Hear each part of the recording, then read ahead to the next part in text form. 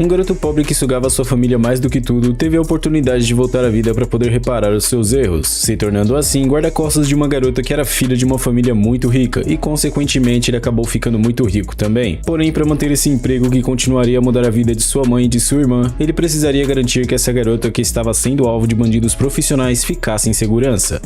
Em uma espécie de altar, um jovem que se intitulava Divindade de Ziwei pedia aos deuses para que permitissem que ele voltasse à vida na Terra para poder espiar pelo seu passado. Sendo assim, no ano de 2017, mais especificamente em maio, o jovem garoto conseguiu retornar para o mundo humano, provavelmente em um universo paralelo. Aparentemente, o garoto tinha ido parar em algum tipo de faculdade ou coisa do tipo, e começa a ficar emocionado por ter conseguido voltar para reparar os seus pecados. E o nome do prota é Wu Ji, e dessa vez ele não iria permitir que ele mesmo prejudicasse sua família. Já no seu quarto no dormitório, ele decidiu que precisava ganhar dinheiro rápido para poder mudar a situação de sua família. Como ele não tinha tempo para trabalhos mais demorados, tentou procurar um meio de ganhar dinheiro rápido, até que de repente chega alguns colegas de quarto dele para poder atazanar a vida do prota, e eles queriam que ele fizesse algo para que todos eles pudessem comer. Porém, quando Uji ignorou completamente os franguinhos, um dos jovens começou a ficar revoltadinho, dizendo que iria contar para o colégio inteiro o segredo dele, que ele na verdade não era de uma família rica e era apenas um pobre fingindo ser rico. E já cansado daquela conversa toda, ele decide se retirar dizendo que eles estavam livres para falar toda a verdade. Ao sair dali, ele pensava que tinha que encontrar uma maneira de recuperar o seu cultivo, e vemos o prota vendendo seu notebook que sua mãe demorou um bom tempo para poder comprar para ele, enquanto ele apenas fingia dar uma de rico somente para poder sair com algumas garotas, chegando até mesmo forçar sua mãe a mandar dinheiro para ele quando ficava sem nada, fazendo assim a saúde dela piorar dia após dia graças ao seu egoísmo. Uji ouve alguém chamando pelo seu nome, e ao olhar na direção de quem o chamava, percebe que na verdade era sua irmã mais nova. Com isso, ele se lembra de que em sua vida anterior, a irmã mais nova dele foi arrastada para sua bagunça, e a pressão que ele colocava em cima dela acabou a forçando a se retirar daquele mundo. Quando ela pergunta se tinha alguma coisa de errado com ela, ele apenas disfarça, já que na verdade estava muito feliz por poder rever sua irmã. Ela então começa a procurar por alguma coisa em sua bolsa e tira um envelope com $5.000 que tinha ganho com seu emprego de meio período, entregando para ele o dinheiro e pedindo para que ele não incomodasse mais sua mãe com isso, já que ela descobriu que ele tinha ameaçado sua mãe que sairia do colégio se ela não desse esse dinheiro para ele, e sabia também que ele vivia brincando com seus amigos desperdiçando seu dinheiro à toa, falando para ele cair na real de uma vez por todas. Ao deixar ele com um pacote de dinheiro, o prota disse que ele não precisava daquilo e ela poderia guardar e usar em sua escola, e aqui ela revela que tinha desistido de estudar, já que tinha uma montanha de dívidas em casa e sua mãe não conseguiria pagar uma quantia tão grande sozinha, portanto ela parou a escola para poder trabalhar e ajudá-la com as contas. Quando Uji ouve o que sua irmã mais nova diz a ele